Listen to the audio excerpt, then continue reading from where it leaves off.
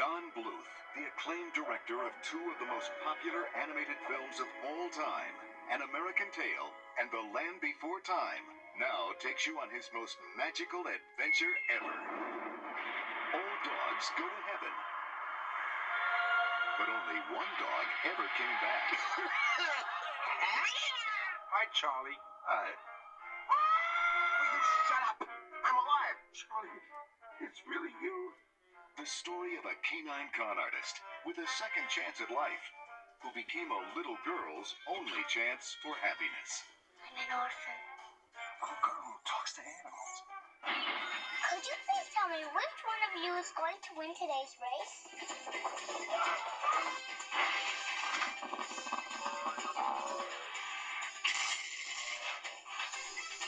All Dogs Go to Heaven, featuring the voices of Dick Tayback. This is strike two. You're out. Charles Nelson Riley. No, wait, boss. I get one more strike. Dom DeLuise. I can't help it, Charlie. I itch when I'm nervous. Lonnie Anderson. Hello, Charlie. And Burt Reynolds as... Charlie, You're the best friend I ever had. you'll help me find a mommy and daddy? I promise. Oh, Charlie. All Dogs Go to Heaven.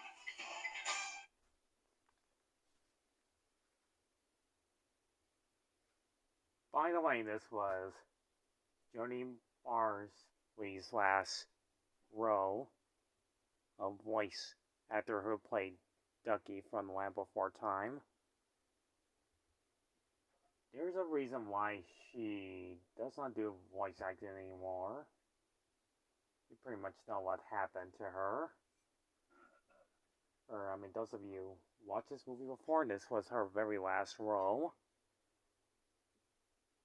And I will not say it, but Wikipedia does explain in her young age, her father, well, did not go so well about executing her. This would have been her very last role. That's why she was not in the sequel. So yeah, like this movie, he is done by Don Bluth himself. Burt Reynolds does a pretty good voice actor to Charlie Barkin, Dom DeLuise, to Itchy, and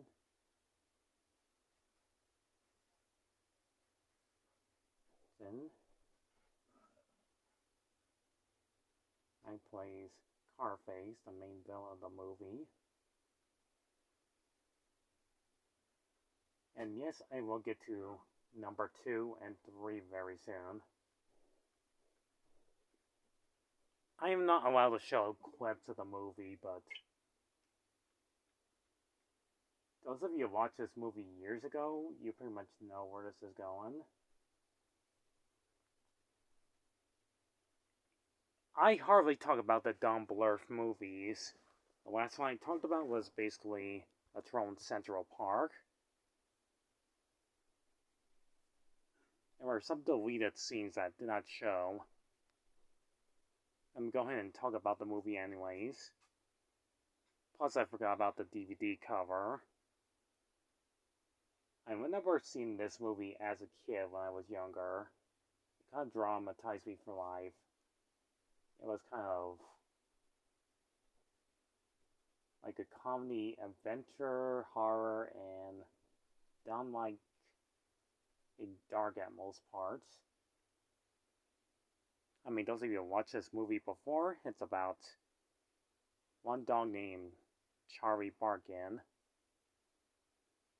And like you said, a con artist, which is the only main guardian of Aunt Marie, an orphan girl, who teams up with Charlie Barkin. And then his sidekick Itchy, voiced by Dom DeLuise himself.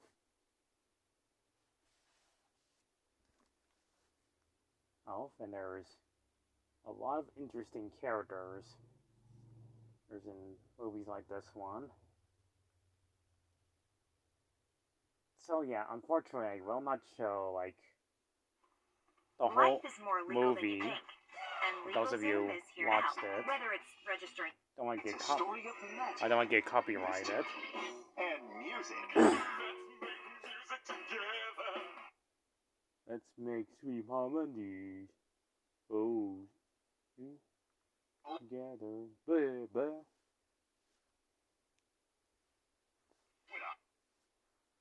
Anyhow, the movie is about a Charlie Barkin that gets murdered by Carface, which is kind of a dark turn for the movie's opening. And he just escaped from Dog Prison. It takes place in 1939. A long time ago. Well, that gets break out of prison, and there's like a bit of this, like a bit of gambling, and most likely drinking and smoking, all that stuff. And it's pretty much about, well, a love story that has like, well, probably more than one story that he ends up in heaven and he gets his own launch to return. That time brings the laws of Fiskits and return to Earth, beating death, and gets his revenge on Carface. While, well, he takes good care of Aunt Marie, who doesn't have any parents, but promises her to give her a family. Despite he's just doing it for greed of money, of being a bit selfish at times. But does have a good heart to care for Aunt Marie. Even though he's doing it for his selfish needs. It's that he rather do things his own way than save an girl's life, but does have a saw offside to take good care of her, no matter what the cost. Let me talk about a few of the characters. Carface is kind of the main villain of the movie. That he was jealous of Charlie Barkin, that he's better than him, and they used to be partners. First, now he wants to take over everything he ever owns and have his own place. And he has a sidekick henchman named Killer, or who's kind of, well, he is the bad guy, but he does have a soft side of being a nice guy. He just takes orders from his boss just to please him and to take care of Charlie Barkin. And by giving him with a technical ray gun, and that's called.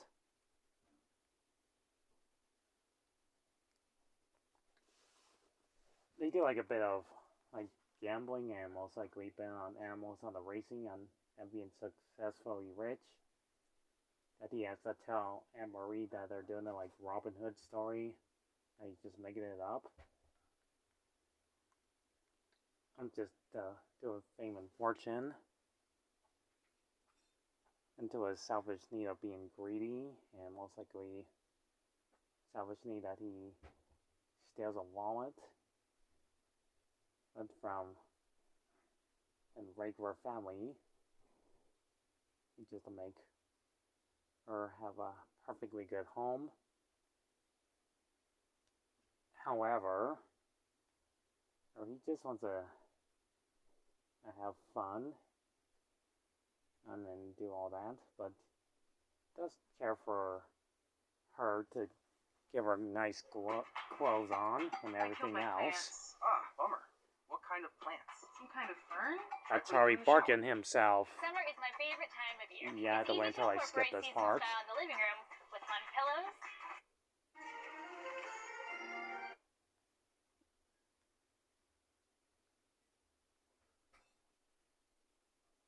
And there's like a few favors about Aunt Marie's character design. For one thing,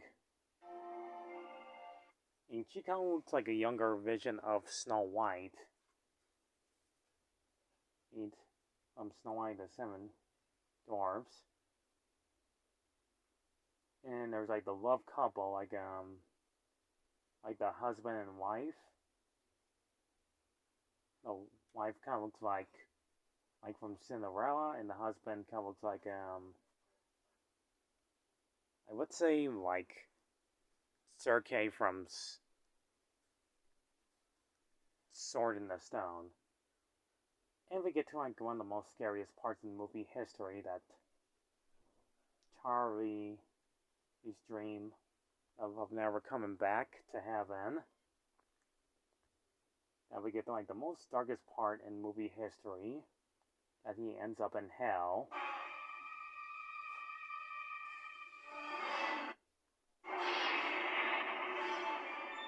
Meets the devilish demon dog.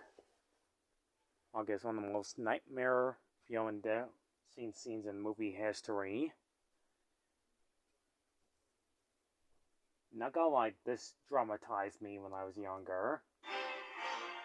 It looks like an oversized Chinese dragon.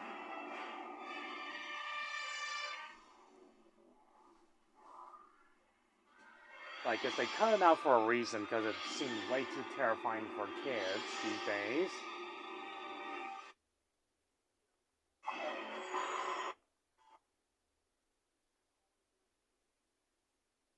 And most likely, it can be in the most scariest parts in movie history, but it can be most likely hilarious. Especially, the songs are kind of memorable. But seriously, I could not forget that great memorable song of the big huge alligator, or seen trying to eat Charlie at one time. Which, by the way, is voiced by Ken Page, R.I.P. for him, the voice of Oogie Boogie. He has that memorable song. It's like These Together is one of the best songs I ever heard. It's stuck in my head for the rest of my life. But back to the story.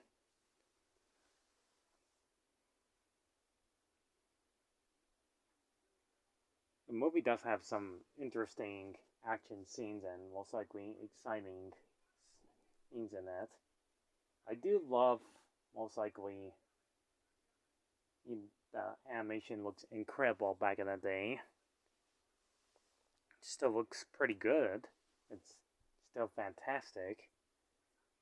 I remember watched this movie a couple of times before. Sure, it's dramatizingly scary back in the day, but it can never be most likely forgettable through its actual time, from its movie trilogies like these ones, or the TV show that nobody talks about. But nonetheless, All Dogs Go to Heaven, the first movie, was a pretty memorable film that started it all. In fact, I really like this film. It does have like great voice actors, memorable characters, and most likely cute little puppies just line these things up cheerfully, so it won't be more disturbing than it needs to be. I would say this is one of Don Bluth's greatest movie moments of all time.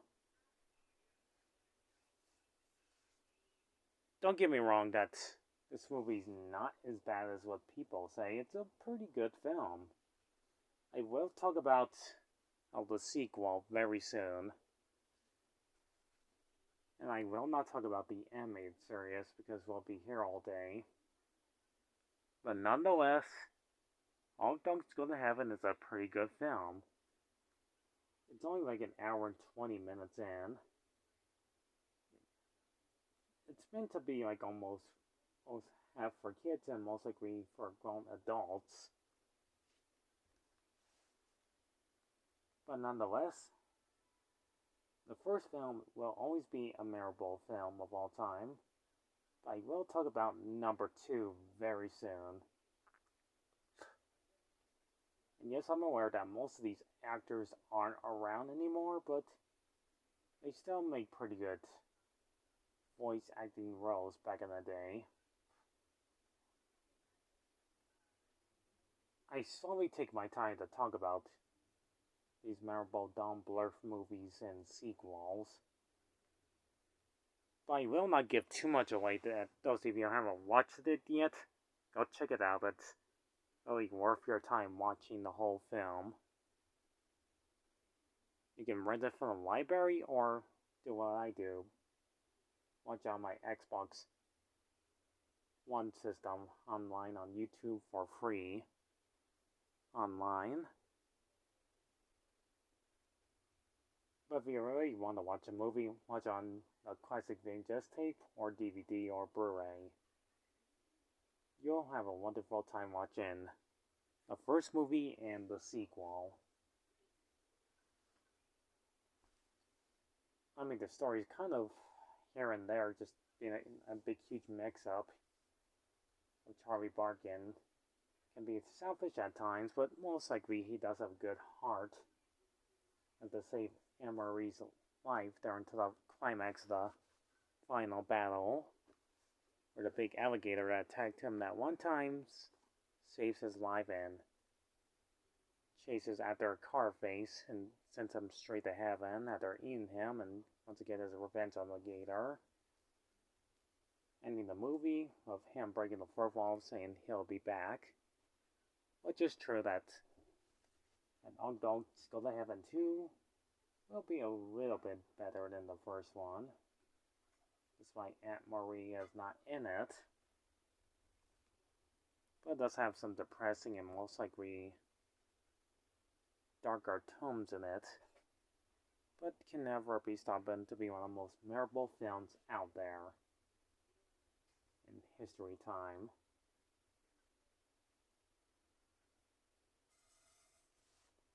So thank you all for listening, and that's all I could say about the first All Dogs Go to Heaven movie. In the future, I'll talk about the sequel. It can never be the most forgettable film out there, but still the most memorable film in movie history. Beautiful, gorgeous backgrounds, stupendous music, voice acting, and great story in movie history. Thank you all for listening.